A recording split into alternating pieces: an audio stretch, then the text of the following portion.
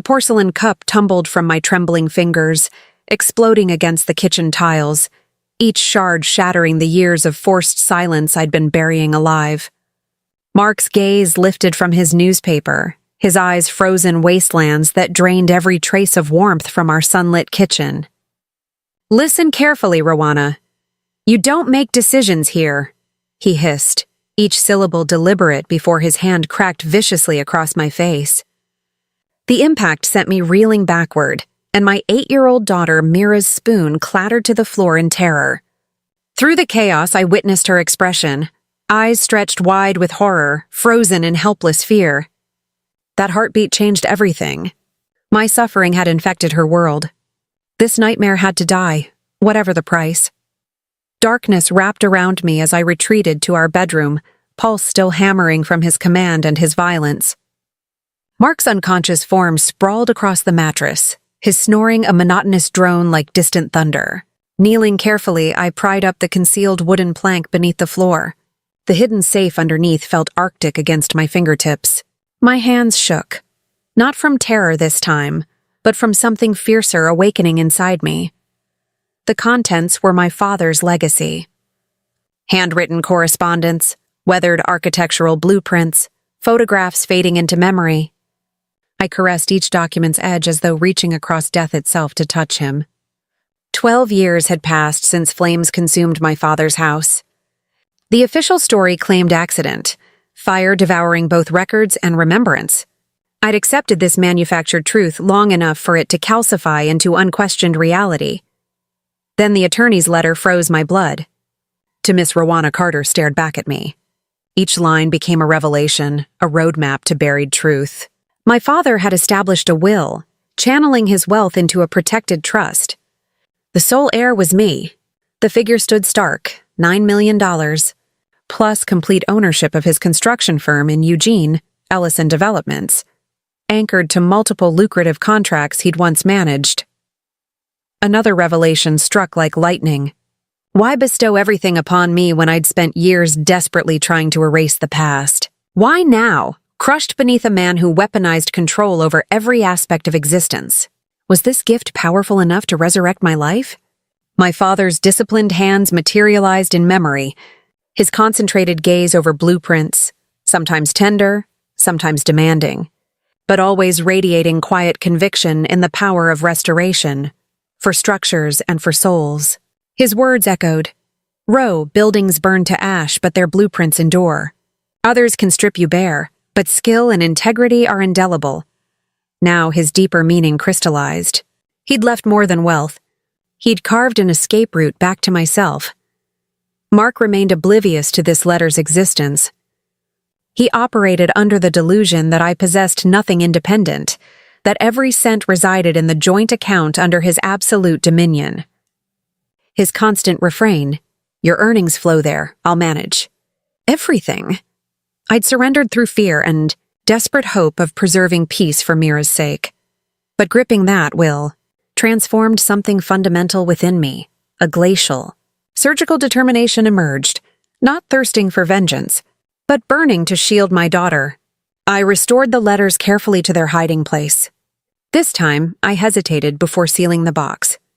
Sitting beside that wooden floor, hallway light glinting across my palms like a sacred oath, I began architecting my liberation, securing a trustworthy attorney, gathering irrefutable evidence. Time was precious. I had to move before Mark's suspicions awakened.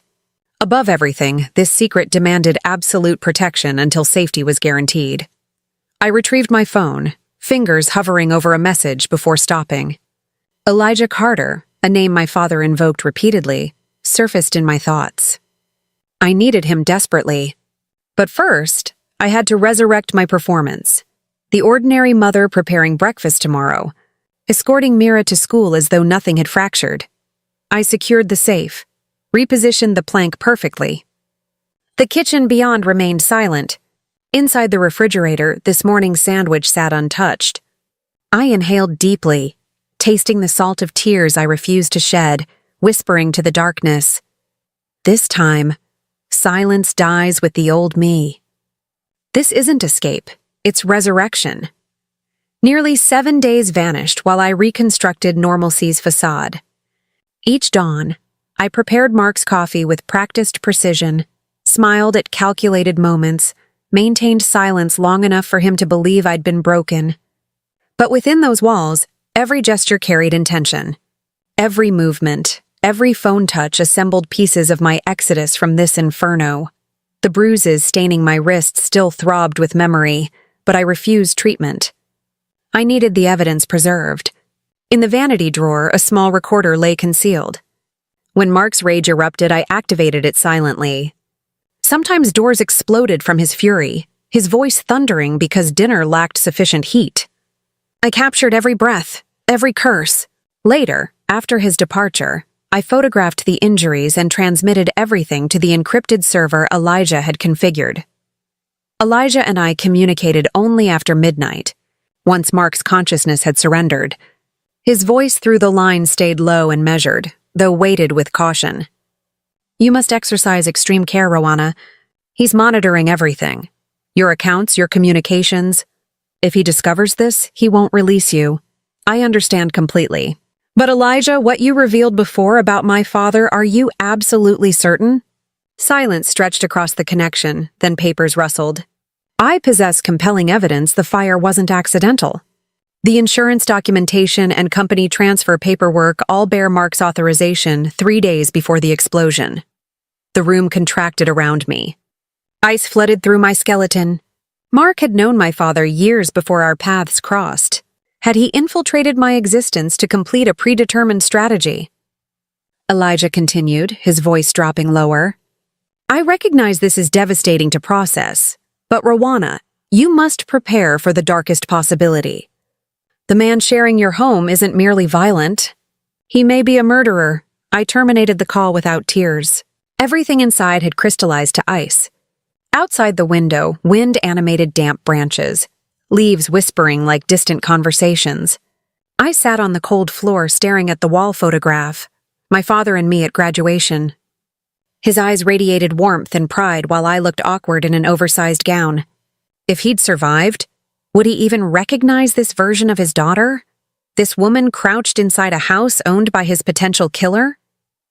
I made my decision. I wouldn't vanish quietly. I would seize the evidence, not just of abuse, but of what Mark had orchestrated against my father. The following morning, Mark announced a shareholders' meeting in Portland. He kissed Mira's forehead, then studied me with unsettling intensity, as though attempting to decode my thoughts. I maintained composure and asked, "Will you return today?" "Possibly late." "Don't engage the lock. I despise ringing the bell."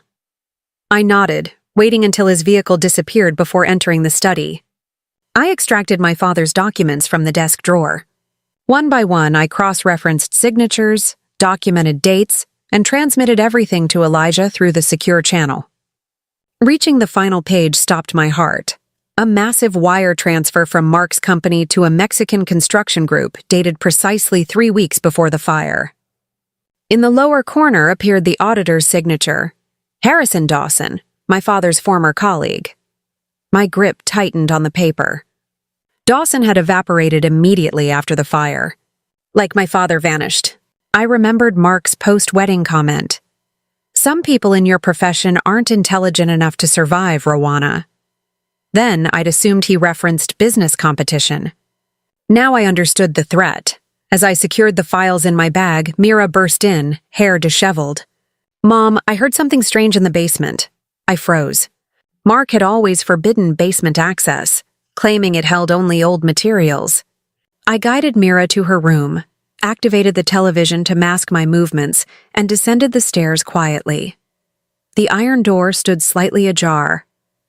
I switched on my flashlight. The beam sliced across cardboard boxes, cables, and in the corner, another safe. A yellowed label read, "Ellison Contract Private Archive." My heart seized. I lacked the key, but I'd designed dozens of similar safes. Using a hairpin, I manipulated carefully. 3 minutes later, the lock surrendered with a click. Inside, no currency, only USB drives, photographs of ledgers, and a brown ink notebook labeled Project Fireline 2011. I sat in my home office, laptop screen casting pale light across my exhausted face, ancient files spread across the desk, yellowed pages releasing faint scents of pine and ink. Each line, each signature constructed another fragment of a picture I dreaded completing. But the deeper I dove, the more impossible stopping became. Date of my father's death, March 15th, 2011. Date Mark began acquiring company shares, March 17th, 2011. 2 days. Just 48 hours, and everything had transferred into his possession, legally, methodically, horrifyingly flawless. I reopened the recovered USB file Elijah had restored. The screen flickered with grainy but unmistakable footage. Mark walked onto the construction site wearing a dark jacket, exchanged words with the supervisor, then indicated the storage building, the identical location later identified as the fire's origin point. I had to pause the video midway. My lips trembled violently. My hands turned to ice. I could hear my own heartbeat, heavy, slow, unbearable. 12 years ago, I'd screamed myself hoarse beside the ashes people claimed were my father's remains. For 12 years, Mark had held my hand each time I mentioned him, whispering, "You must release the past. Release or conceal." I opened the desk drawer and extracted the small wooden box containing my father's old keys and licenses. A paper slipped from the bottom, a shipping invoice for materials transferred from Ellison Developments to Henderson Construction. Signed by Mark Ellison. Date issued 3 days before the fire. I closed my eyes, forcing myself toward calm. Every detail felt like stones plummeting into an abyss. But I had to connect them. Even knowing what I might uncover could destroy everything. My phone vibrated. Elijah's name illuminated the screen. His voice carried low urgency when I answered. "Rowana, I examined the 2011 shareholder records. There was an intermediary purchasing shares on Mark's behalf, Harrison Dawson, the inspector responsible for the fire site assessment." I gripped the phone desperately. Is he still alive?" "Disappeared 2 years later. No further investigation. Everything appears shut down from within." I remained silent for an extended moment, listening to wind outside the window. Then Elijah spoke again, his tone uneasy. "Rowana, I know you're seeking truth, but if I'm correct, Mark orchestrated this to seize the company, and possibly more." I interrupted him. "Elijah, I need to know everything, even what you think I shouldn't." After the call terminated, I sat motionless, staring outside. Thin rain blanketed the street, headlights reflecting off each droplet like glass fragments. Every drop carried memory, Mark's first embrace, his promise of eternal protection. Now I saw it all as elaborate curtaining, concealing a long-calculated strategy. I stood and approached my father's old filing cabinet. The bottom drawer resisted stubbornly. I had to wrench it forcefully open. Inside, beyond dust and sketches, lay a small sealed envelope labeled, "For Rowana. Open when you're brave enough." My hands trembled as I tore it open. Inside, a brief letter, my father's handwriting steady as ever. "If you're reading this, it means I'm gone. I once believed Mark was talented, but recently I've realized he doesn't desire partnership. He craves total dominion. If anything happens to me, find Elijah Carter. He knows how to protect you." At the bottom, his signature with a notary seal from a Eugene law office dated March 12, 2011, 3 days before he died. I collapsed into the chair, tears spilling, not from weakness, but from recognition that the entire picture had finally assembled. Every path led back to Mark. The company, the fire, even his proposal years later. Everything was part of a deliberate, calculated chain. I surveyed the room. Everything familiar suddenly felt alien. My father's desk, the wedding photograph of Mark and me, the stack of files I'd once treasured. Everything here was a relic of faith betrayed. The front door's sound made me flinch. Mira's small voice called out, "Mom, Dad's home." I quickly stuffed the envelope and USB into the hidden compartment behind the cabinet, sealing it rapidly. By the time I stepped into the living room, Mark was hanging his coat on the chair, smiling as though nothing had transformed. "Still working late?" he asked, his tone gentle but his eyes probing. I had designs to finish. You're home earlier than I anticipated. Meeting was canceled. You don't seem surprised. The comment accelerated my heart. I realized Mark was testing me. He was still controlling, always measuring how much I knew. I smiled, stepped back slightly, and replied calmly, I'm surprised Portland didn't retain you for several more days. He tilted his head, studying me with unsettling intensity, then gave a half smile. Don't ever contact Elijah Carter again. The words dropped like an ice blade. I stood still, not asking how he knew. I nodded, pretending confusion. But inside, new fear spread. Mark knew, and he was warning me. The real game had begun. In the following days, the house grew so suffocating that even breathing carried the metallic taste of terror. Mark no longer erupted without reason or lashed out violently, but the stillness surrounding him proved far more dangerous. He watched me, every glance, every gesture, like a predator patiently waiting for prey to stumble into his trap. My phone's signal often cut for seconds, then reconnected. My email displayed messages I hadn't composed, bearing my name as sender. I knew Mark had hired someone to monitor me. He wanted me to feel I possessed no privacy, no escape. But after living in fear for so long, I'd learned that when terror crosses its threshold, it transforms into strength. So I began performing my role. Each morning I prepared his coffee, listening to his smooth, perfect words, as if he remained the man everyone admired. Are you still upset about the other day? He asked, his tone light as though nothing had occurred. I shook my head softly. Just tired. He rested a hand on my shoulder, a faint smile touching his lips, though his eyes stayed frozen. I only want to care for you, Rowana. Don't make me question my kindness. Kindness? I nearly laughed. That word from his mouth sounded like mockery. At night, while he worked in his office, I sat on the couch with Mira, reading her fairy tales. Each time Mark's voice echoed from upstairs, she flinched, her tiny hand gripping mine desperately. Mom, why is Dad always angry? She whispered, her voice trembling like wind through leaves. I kissed her hair and murmured, because he's forgotten how to love, sweetheart. But I haven't. That night, after she fell asleep, I went to the kitchen to wash dishes. The steady sound of running water helped calm my racing thoughts. Each plate, each glass, I cleaned carefully as though washing away my old existence. I opened the top cabinet, took out Mira's lunch bag for the next morning, and quietly slipped thin folded papers inside, copies of contracts, transfer records, and photographs of Mark's documents. Elijah had arranged for someone he trusted to receive them at Mira's friend's house. I sealed the bag, dried my hands, and smiled for the first time in days. When I turned around, Mark was leaning against the doorway. He said nothing, just watched. The yellow light cast half his face in shadow, as if even illumination feared touching his true nature.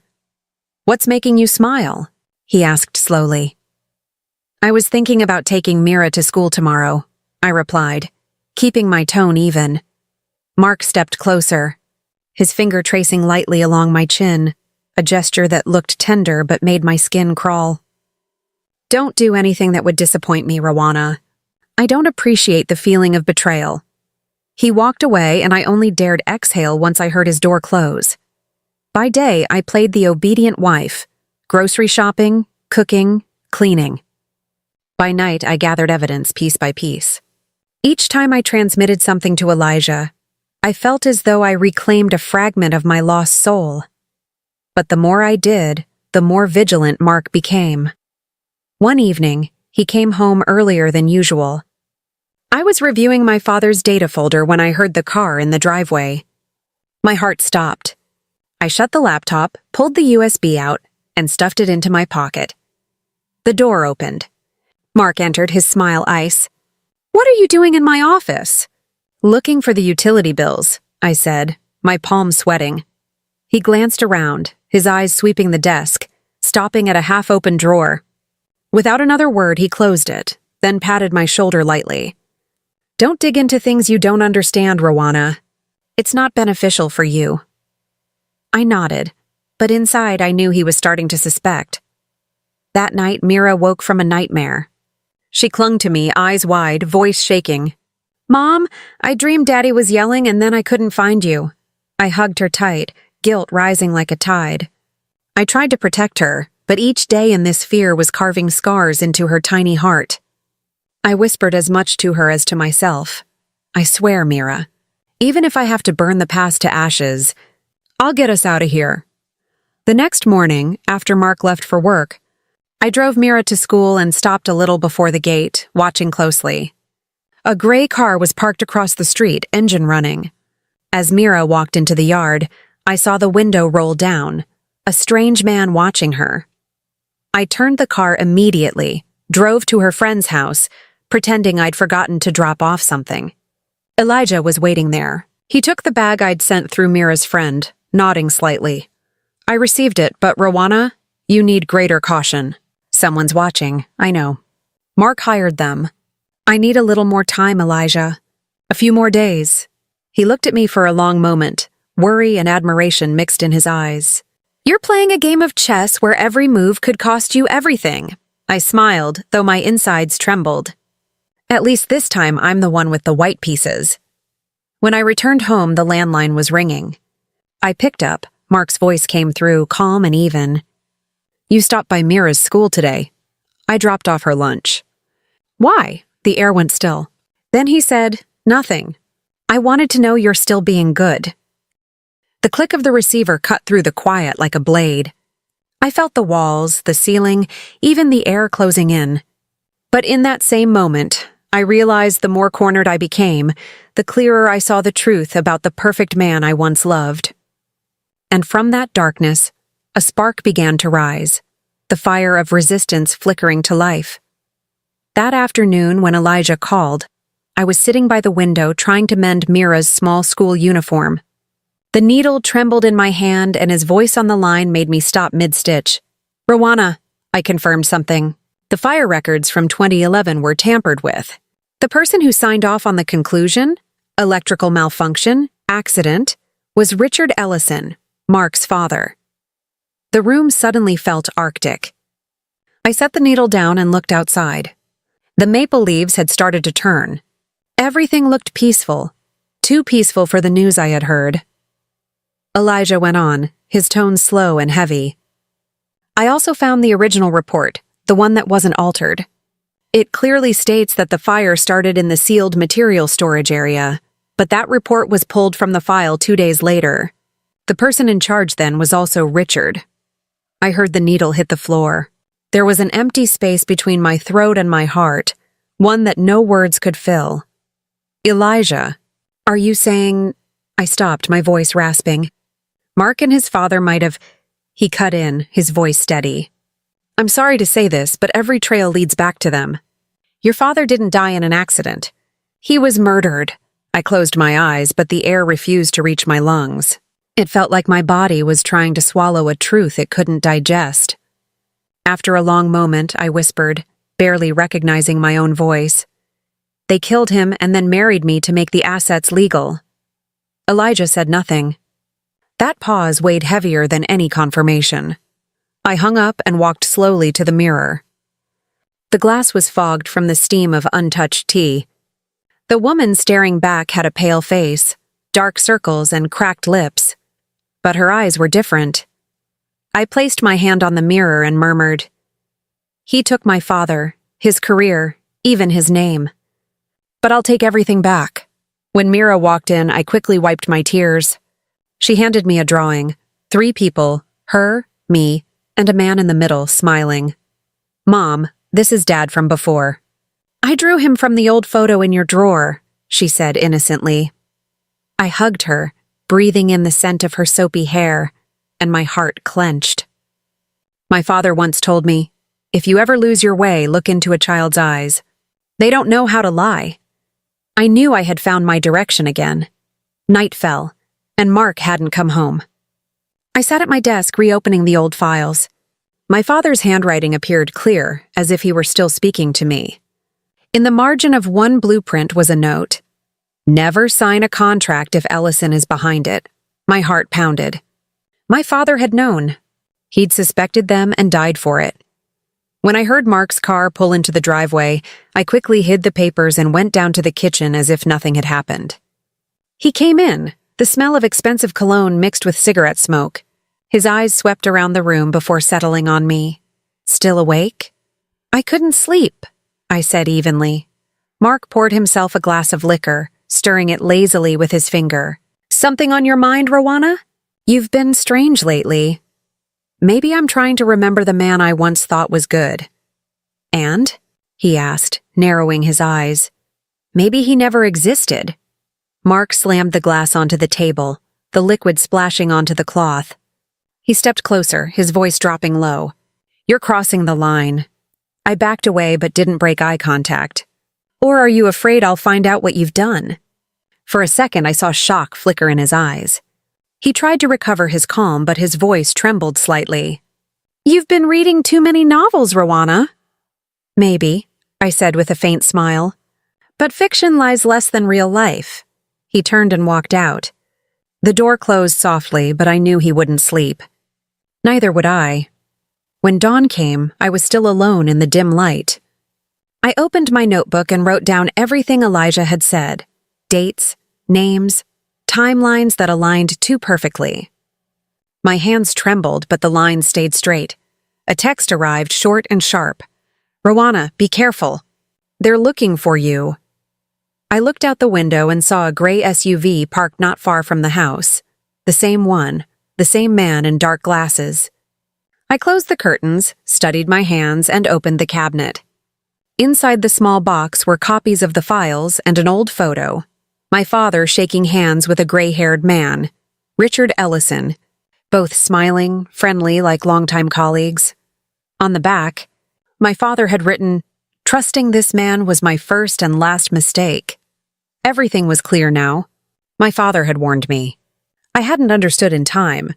The truth was no longer a haunting. It was the beginning of a confrontation. That morning, the sky was a pale gray, as if dust had settled over fate itself. I stood before the mirror, straightened my collar, and forced my face into calm. The reflection showed no trace of the fearful woman from before. Only me, eyes sharp and cold. Mark called from the living room, his voice smooth as always. "Are you ready, Rowana?" "Don't be late. I hate waiting," I answered quietly. "Give me 1 minute." Beneath my coat, a small recorder rested against my chest.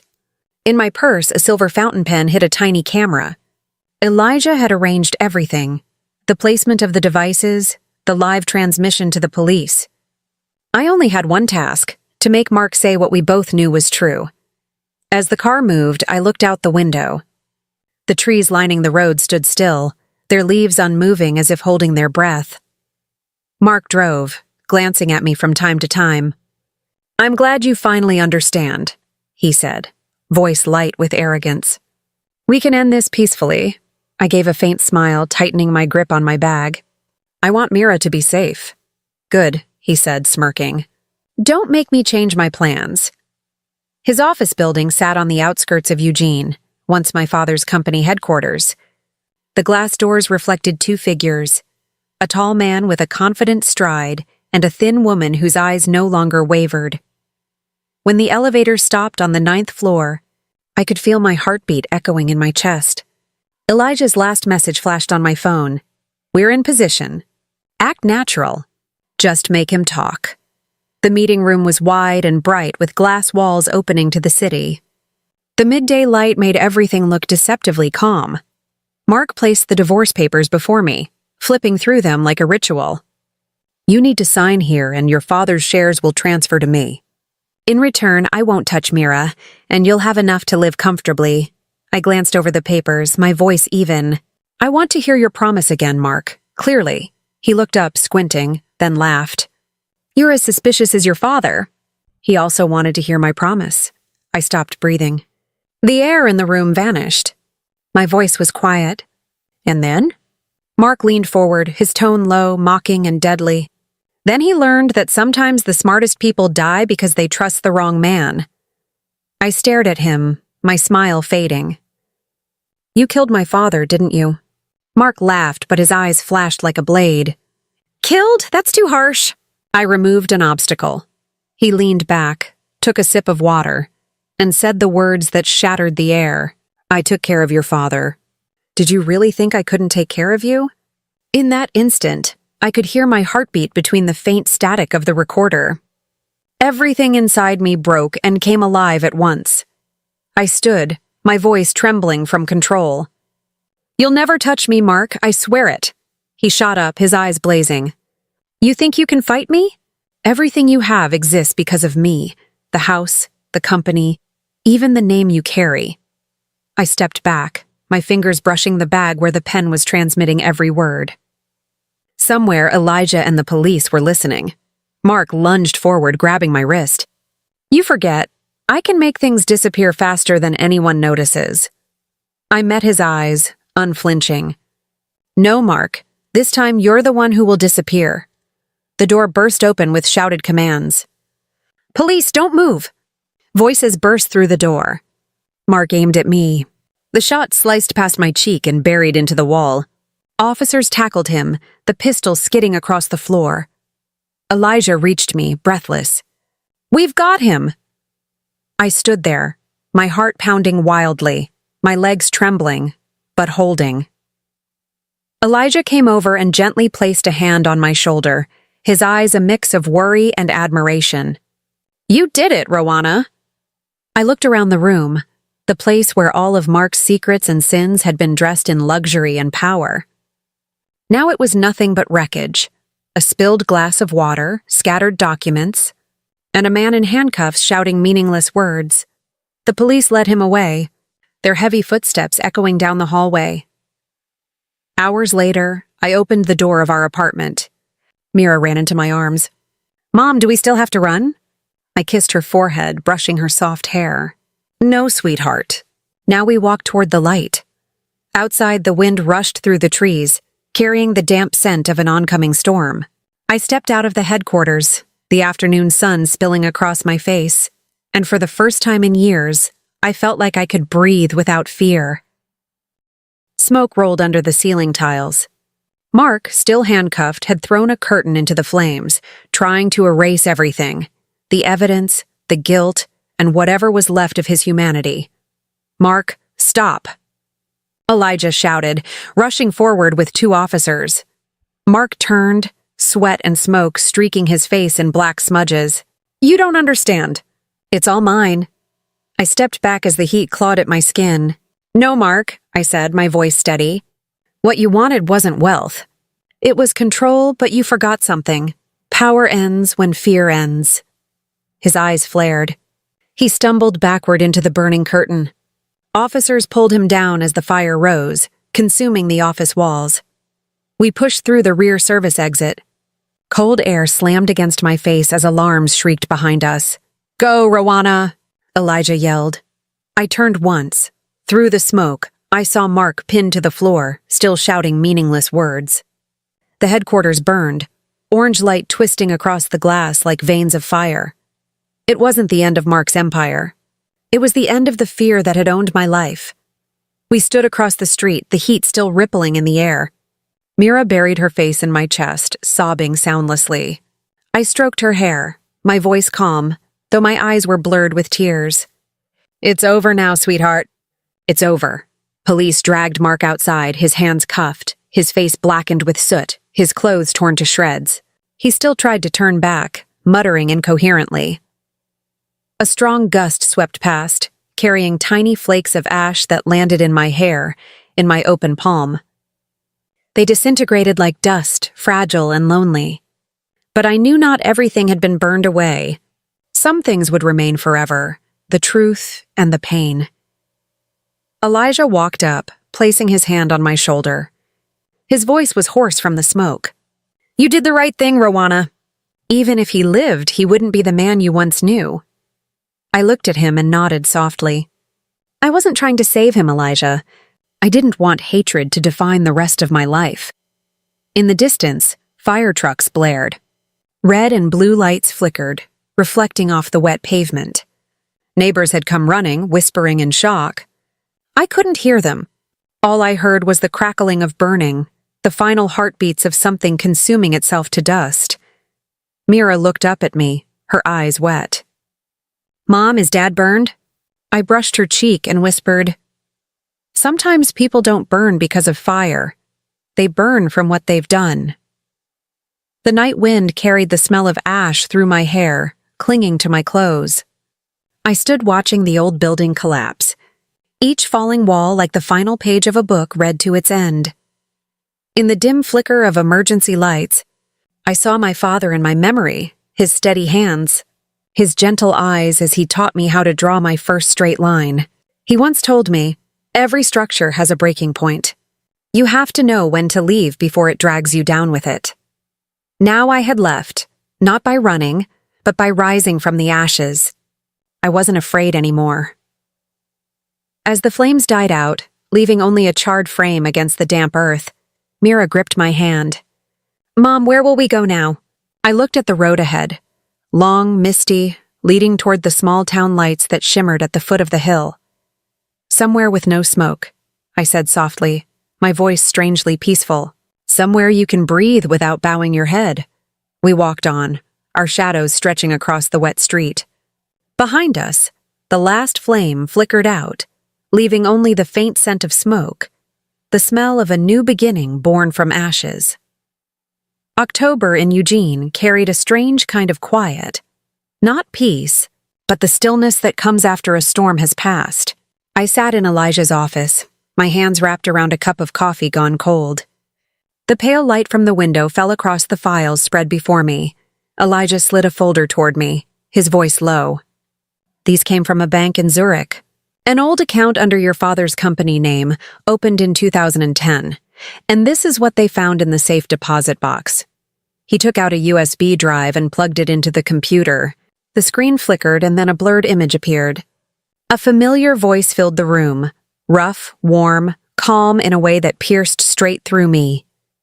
"If you're watching this, Rowana, it means you're strong enough to know the truth. Don't trust anyone from the Ellison family." My father sat in the frame, his hair more silver now, his eyes looking straight into the lens. That gaze reached across 12 years and touched me as if he were right there. They want something I never meant to give them: the company, the assets, and the family's honor. "Mark Ellison will come for you. He doesn't love you, Rowana. He'll use you as the key to legitimize control. But I believe one day you'll understand." I didn't know when I'd started crying. Elijah's voice came softly beside me, careful not to break the fragile silence.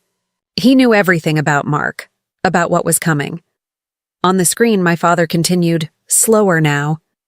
"I transferred all the assets into a trust fund under your name. But you can only claim it once you free yourself from that dangerous marriage, Rowana. Your strength isn't in what I've left behind. It's in your courage to live, to walk away. If you've made it here, it means you've already done it." The video ended with his faint smile, the one I remembered when he used to rest his hand on my shoulder after a hard test. The screen went black and the only sound left was the clock ticking in the office. I reached out, touching the screen. My voice shook. "Elijah, my father knew every detail, every step. He saw it all before it happened, and he left you a way out," Elijah said gently. "This trust account is locked behind multiple protections. No one but you can open it. Have you read all of it?" "I only went through the first section," he said, flipping a page and pointing to the last line. "But there's this note. Don't seek revenge. Use what remains to rebuild." That simple sentence made my chest tighten. All this time, I had only thought about fighting back, about making Mark pay. But my father, he had never taught me how to destroy, only how to rebuild. Elijah handed me a sheet of paper. "This is the transfer order. If you sign, the entire trust fund will be under your control." "Elijah, have you ever thought maybe my father never meant to leave money, but a chance?" He looked surprised. "A chance for what?" "A chance to start over, to stop living under his shadow or Mark's, to choose my own life." His expression softened, and he stepped back, leaving me alone with the paper. I signed. When the ink dried, I knew the road behind me was gone, but another had opened. That afternoon, I drove to the cemetery where my father's memorial stood. The rain hadn't stopped. Droplets slid down the cold stone. I knelt and placed my hand on his name, just a plaque, since his body had never been found. "You were right," I whispered. "It took me years to realize that some people only truly die when we stop fearing them. Thank you, Dad, for believing I would survive." A cold wind swept by, brushing my hair, carrying the scent of wet earth and wood smoke. In that moment, I felt as though he answered, not with words, but with the gentle silence of someone finally at peace. On the way home, I turned on the radio. The announcer mentioned the upcoming trial of Mark Ellison. In the rearview mirror, I caught my reflection. Eyes no longer tired. Everything my father left behind wasn't money or a will. It was a reminder that even in loss, we can still choose how to move forward. I turned down the small road leading home where Mira was waiting. The new apartment sat on a hillside overlooking rain-soaked fields. When I opened the door, she ran into my arms holding a crumpled drawing, me and Mom and Grandpa in the clouds. I smiled, tears falling into her hair. In that moment, I knew I had walked the path my father meant for me. He wanted me to live, and I was doing that, every day, surrounded by my daughter's warm breath and the memory of a father who had died, but never really left me. A year passed, spring returned, laying thin sunlight across the slope behind the house. I still woke early out of habit, brewed coffee, opened the window for fresh air. The scent of new grass drifted in with Mira's laughter from the backyard. A sound so pure I realized it was something I'd forgotten, what it felt like to truly live. The little house I chose stood apart from town. 2 bedrooms, a wooden porch, and a backyard full of lavender, Mira's favorite. Here there were no more shouts, no slamming doors, no heavy footsteps, only birds at dawn and wind threading through the pines. Most of the trust fund my father left. I turned into the Carter Foundation, an organization helping women and children escape domestic violence. Elijah was the first to agree to serve as legal advisor while I managed operations. On the day we opened, he said only one thing. "I think Mr. Carter would be proud of you." Deep down, I knew pride wasn't what my father wanted. He only needed to know that I was living the way he'd hoped, daring to begin again, even when everything seems to have burned down. The press still hadn't stopped mentioning the Ellison case. Sometimes I caught my face on television with headlines like, "The wife who brought down a powerful killer," or "From victim to founder of a humanitarian fund." I refused every interview. When reporters came, Elijah would smile and say, "She's not looking for fame." There were still nights I woke, not from nightmares but from the sound of memory. The flick of a lighter, the crackle of wood in the red blaze that once consumed everything. Yet, instead of fear, I watched the fire in the fireplace, feeling its quiet cleansing. The flames that once took my father and destroyed Mark's house had also freed me from the darkness. Maybe my father was right. Fire isn't evil. You need to know when to watch it and when to walk through it. One April afternoon, Mira and I attended the Foundation's first meeting. The small room in the community center held a dozen women, faces marked by old scars, both visible and hidden. They looked at me as if I had stepped out of their own stories. I didn't lecture or teach. I simply sat down and told them about the morning I decided to leave my old house. My voice calm, no longer trembling. When I finished, the woman nearest to me said softly, "I thought I was weak." "Maybe you never had the chance to be strong," I replied. I took her hand, feeling warmth pass between us like a quiet current. That night, when I came home, Mira had fallen asleep on the sofa, her comic book still open. I covered her with a blanket, then picked up the old recorder, the same one I'd once used to capture Mark's voice. Now I kept it for another purpose. I set it on the table and pressed the red button. My voice filled the room, gentle but firm. They say fire only destroys, but I've seen it light the way. The first fire took my father. The second gave me back myself. The room was silent except for the wind slipping through the window frame, carrying the lavender scent from the garden. I opened the window wider and looked at Mira sleeping peacefully, her face glowing under the soft porch light. She was growing fast. Her eyes bright and strong, nothing like the child who once feared shouting. The next day, a group of college volunteers visited the foundation. They wanted to film a short video about the women we'd helped. I agreed only on one condition, that it would end with an image of Mira. "She's the only reason I still believe in light," I said. They nodded. By evening, the camera rolled, capturing Mira running through the grass in front of our house. She laughed, her curly hair gleaming in the sunlight. I stood on the porch, watching quietly, feeling an unfamiliar lightness. The sun's glow fell over us, a soft gold like a blessing from the past. Elijah arrived, holding a new proposal for the foundation. He set the folder on the table and said gently, "I think you should write your own book, Rowana. Not about Mark or the case, about how a woman can walk through hell and still keep her kindness." I smiled and shook my head. "I don't know if I'm brave enough to write it all down. You were brave enough to live it. Let time write the rest for you." The sun dipped behind the hills, washing the sky in pale red. Mira kept running, her arms stretched wide as if to embrace the sunset. Outside, night was falling. But inside our little house on the hill, I knew I had finally found what my father said was most precious: freedom. Not to forget, but to begin again, peacefully and fully alive. Sometimes I still wonder if my father were alive, would he recognize the woman I've become? Maybe he would only smile like he used to and say, "You found your light again."